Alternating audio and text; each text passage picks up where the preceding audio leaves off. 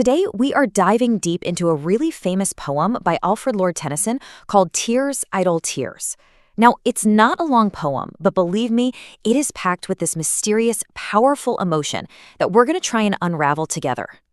Right out of the gate, the poem hits us with this incredible line. And honestly, this is the central puzzle we have to solve. The person speaking is crying, but they say they have no idea why. They even called the tears idle, like they're pointless, without a real cause. But are they? That's exactly what we're here to find out. I mean, this is the big question at the heart of the whole poem, right? That sudden wave of sadness that just washes over you, and it seems to come from absolutely nowhere. We've all been there. So we're going to use Tennyson's poem as our guide to dig into this really, really human experience. Okay, so this is where the mystery really begins. The speaker is completely overwhelmed by these tears, but they insist they don't know the reason. There's no obvious immediate thing that's making them sad. This feeling, it seems to be bubbling up from somewhere way deep inside, somewhere beyond their conscious thoughts. And right here, we get our very first clue. The source of these tears, it's not just simple sadness. Tennyson calls it divine despair. That phrase suggests something so profound, almost spiritual. A deep, deep sorrow that's rising right from the heart. It tells us we're not dealing with something small here. This is way deeper.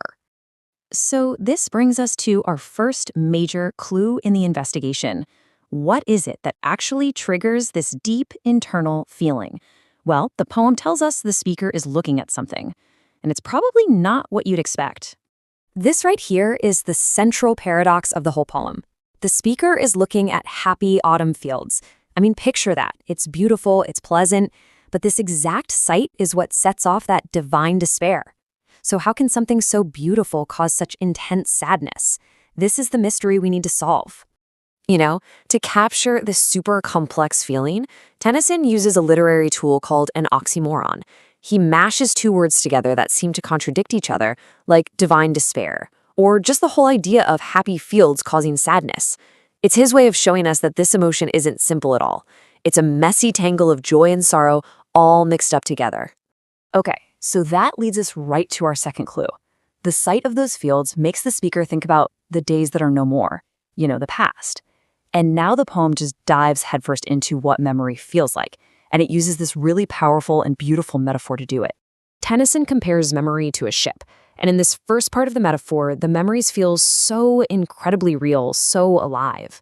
They are so fresh. It's as if a ship is sailing in from the horizon, bringing your dearest friends back from the underworld, back from the past, or maybe even from death itself.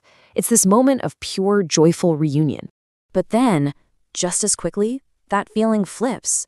The memory is also so sad, like you're watching that exact same ship just disappear over the horizon, carrying those people you love away from you forever. It's that sharp pain of knowing that even though the memory feels so alive, those moments, those people, they're gone for good. This line, which comes back again and again, just perfectly sums up this second clue. Memory is totally a double-edged sword. It feels fresh and beautiful because it makes the past seem present again. But it's sad for the exact same reason, because you know deep down that it isn't. We are getting so close to the answer.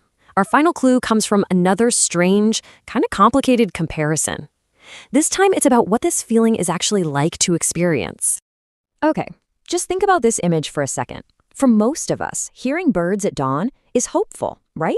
It's a new day, it's life. But imagine you're on your deathbed. That same beautiful sound just highlights everything you're about to lose. The world gets a brand new day, but your life is ending.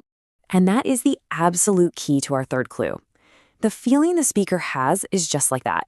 It's the experience of a beginning and an ending happening all at once. The memory feels like a fresh start, a return, but at the exact same moment, it reminds them of a final, irreversible ending. All right, we've gathered all our clues. A beautiful view causes sadness. Memories feel both totally alive and painfully gone. The past makes you feel a sense of a beginning and an end, all at once. Let's put it all together and finally solve the mystery of these so-called idle tears. So here they are, our three paradoxical clues. Each one points to this deep contradiction, this feeling of two opposite things being true at the very same time. And it turns out, Tennyson has a name for this ultimate paradox. And there it is, This is the poem's powerful conclusion, and it's the solution to our whole mystery. The speaker finally finds the words for this overwhelming feeling: death in life. So it turns out the tears were never idle or pointless after all. Not even close. They are for this incredibly profound, bittersweet experience: death in life.